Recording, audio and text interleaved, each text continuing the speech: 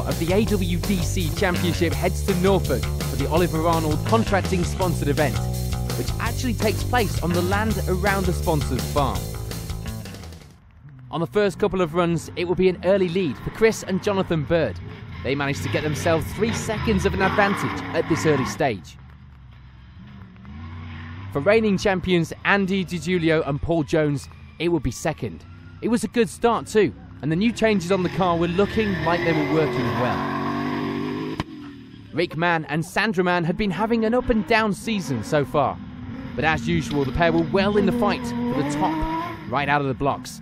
They lie in third place now and lead their class. For Tim Philpott, it will be second in that class behind Mann. The gaps to the leaders were growing though, up to almost 2 minutes, but Philpott was going well, leading the rest of the field outside the podium places. For Bruce Tigwell, it will be 5th overall, and the pair lie 3rd in the 8i class, behind the pair at the top of the results. It was going well so far today, it's fair to say. And it will be a good start for Martin Hounsell, as he ends the first morning's 3 stages in 6th overall, just 16 seconds behind Tigwell.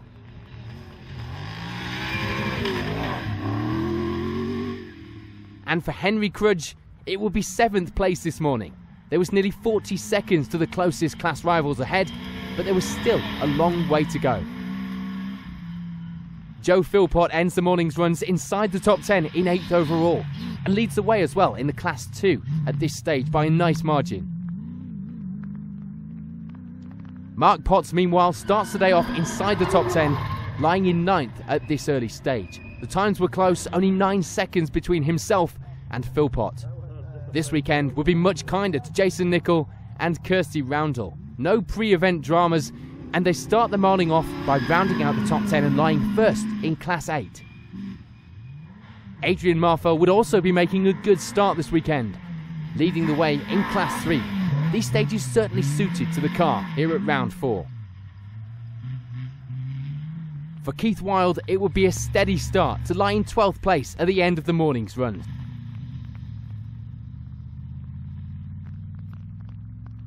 Seventh in the competitive 8i class for Brian Dyke would see himself in a battle with Nicol ahead for the class honours. But at this stage it was 22 seconds separating them, and he lies in 13th on the leaderboard. It would be 14th overall for Alex Day at this stage, and it would also be Class 8, the battle that he would be interested in. But for now, it would be 3rd in the class, just over half a minute off Dyke. With Class 2 leader Joe Philpott way out in the lead, it will be 2nd place for Graham Roberts, a few places back overall in 15th place. Scott Benwell starts the day off with a good run to 16th overall, but more importantly, it will be the Class 7 lead. But the class battle was a close one. Chasing down Benwell for the class would be 17th placed John Solis. The gap was just 27 seconds as well, so it was still all to play for the rest of the day. And for Neil Bass, it will be 3rd in the Class 7 battle. A little further back overall with just under a minute to try and make up over the remaining 6 runs today. In 19th overall, it will be Matthew Barber. He rounds out the Class 2 results with 3rd in the class for now. And it wouldn't be a good start for event sponsor Oliver Arnold. He lies down in 20th overall for now. Rounding out the results at this stage will be Steve Medler, who lies in 21st overall. And the first few runs would have seen us lose a number of crews, the first of which being Pete Downey, who would retire early in the day. We'd also lose Dan and Kim Evans early in the runs. A shame for the pair, who would have been expecting to challenge for the win this weekend. And for James King, it will be another early retirement, ending his event after posting an 11th fastest time on the opening run. And it would also be the end of the event for Bob and Marcus Rawlinson. But for the pair, it will be a much more dramatic end, crashing out over one of the jumps.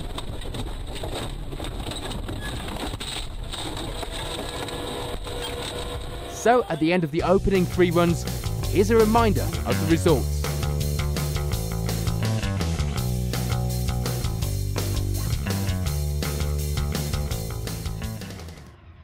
On to the next few runs, it would all be changed at the top, as we now see Andy DiGiulio and Paul Jones taking the number 1 spot as we just pass the midway point in the event.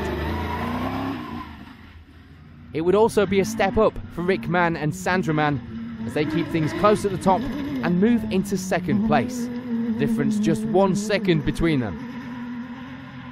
And unfortunately for early leaders Chris Bird and Jonathan Bird, it will be a drop down to third. Things hadn't gone well in these first few runs and they find themselves 33 seconds behind the fight for the win now. There wouldn't be any change meanwhile for Tim Philpott as he remains in 4th place and also remains second in the class behind Mann.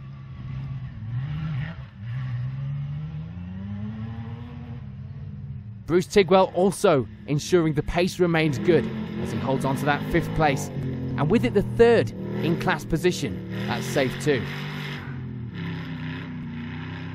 Joe Philpott would have a good few runs and would move up to 6th place.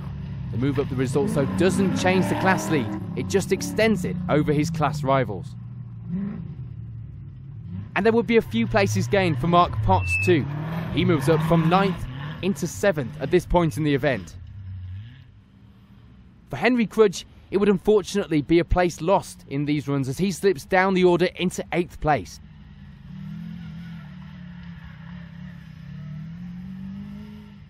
But it's a move in the right direction now for Jason Nickel and Kirsty Randall as they gain a place in these runs to move up to 9th, and of course they continue to edge out more of a lead in the class at this stage too. For Adrian Marfel, it will be a move to round out the top 10 after run 6. The car's still going well and the class lead's still there. Brian Dyke has a good couple of runs now and moves 2 places up. 11th overall and 2nd in class 8.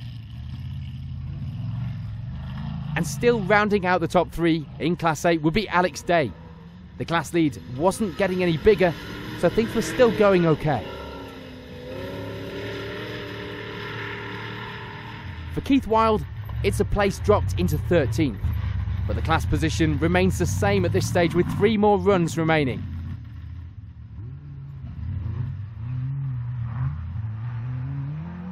And for Graham Roberts, it would be a place lost too, dropping down to 14th on the leaderboard but remaining 2nd in the class. Scott Benwell moves the other way on the results as he takes up 15th now, and of course nothing changes with the class 7 lead. It would also be a move up 1 place for John Solis overall, but that wouldn't make a difference to the class. The lead now up to 2 minutes for Benwell ahead. And for Matthew Barber, it would still be 2nd in the class, but now up to 17th overall.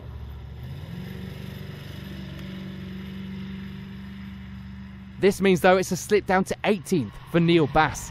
Despite this, still holding on to 3rd in class 7.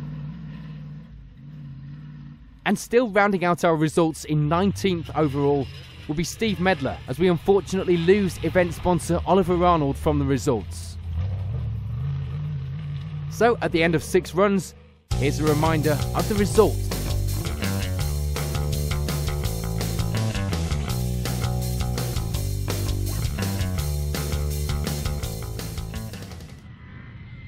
On to the final results then, and a look at how the places were decided. So rounding out the leaderboard in 19th overall would be Martin Hounsell. No change in the pace this afternoon. 18th overall going to Steve Medler. The result seriously affected by that run 1 maximum this weekend.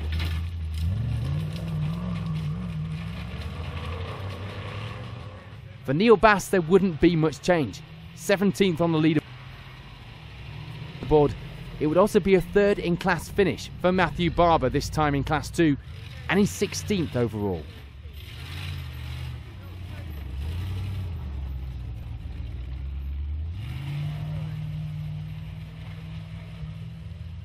Joe Philpott would unfortunately slip down the results and into 15th, which also means a slip down in the class battle too, now 2nd in class 2. John Solis remains in the runner-up position of class 7 as he finishes the event in 14th overall.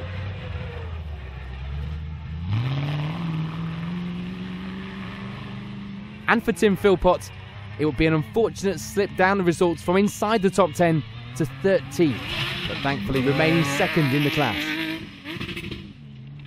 With Philpott slipping down the results, it would mean the class win going to Graham Roberts this weekend, as well as taking 12th overall.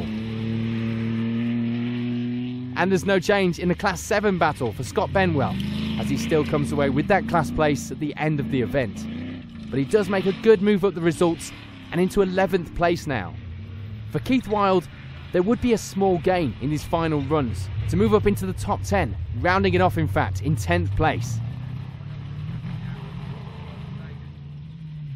And there would be a place gained for Adrian Marfell in the final runs. No change in the class position though, with just himself as competition. He finishes the class win and 9th overall. It would however be an identical time to Brian Dyke, who finishes in 8th place on the same time as Marfell, but not as lucky with the class result. It would be a place higher in that class for Alex Day, ending round 4 in 7th overall and 2nd in class 8, just 3 seconds ahead of Dyke. Jason Nicol and Kirsty Randall meanwhile score their best result of the season with a fantastic 6th place finish. The pair of course taking the class 8 victory from the lead they'd held all day long. There was a small advance of the results for Mark Potts now, as he makes a move into 5th place. A good result for him, and he also manages a 2nd in class finish. Bruce Tigwell ends the event with a great result. 4th overall and 1st in the class were a great reward this weekend for some good times on the stages. Unfortunately for early leaders Chris and Jonathan Bird, there would be nothing they could do to get back the time they'd lost, and the pair end the day on the final step of the podium in 3rd. But the drama didn't end there, as Andy DiGiulio and Paul Jones would miss out on the win in the final runs of the day, as they dropped some time down into 2nd place. Still a good finish, but robbed of victory in the final miles of the event.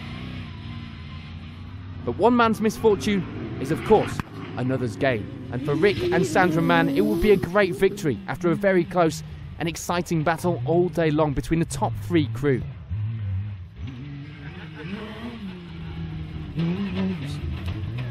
So at the end of the event, a reminder of the overall results.